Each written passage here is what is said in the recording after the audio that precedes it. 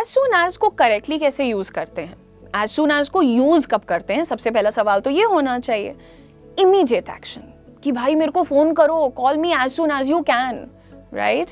अब इस तरीके से जब भी आपको किसी को एकदम अर्जेंट एक्शन दिलवाना है कि भाई एक्टिव हो जाओ, तो आप वहाँ पर एज सून एज यूज़ करो।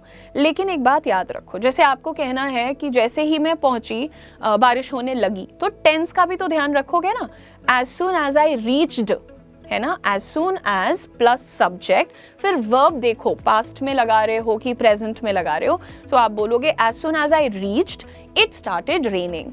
नंबर 2, अगर तुम्हें किसी को कहना है कि भाई मुझे फोन करो, पास्ट में नहीं किया है, करो, अभी करना है, so call me as soon as you are free, right. Called me तो नहीं बोलोगे, तो टेंस का भी ध्यान रखा करो। अच्छा, एक हिंदी का सेंटेंस यहाँ पर बताती हूँ आपको कि जैसे ही घंटी बजी स्टूडेंट्स बाहर भागे, इसको कैसे बोलेंगे आप कहेंगे as soon as the bell rang students rushed out. बाहर जल्दी से भागने को कहते हैं रश्ड आउट, ठीक है। कोई भी जगह पर आपने देखा होगा कि विल का यूज मैंने नहीं किया है, राइट, चाहे फ्यूचर की ही बात करी हो। As soon as she will come ऐसा बोलना गलत हो जाता है, as soon as she comes, ठीक है।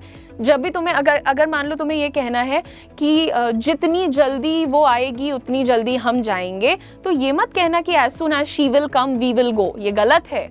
आप कहोगे as soon as she comes we will go. तो ध्यान रखना, एज सून एज के बाद विल नहीं लगाना, और टेंस का इन जनरल रिविजन कर लिया करो, प्रूफ रीड की आदत डालो।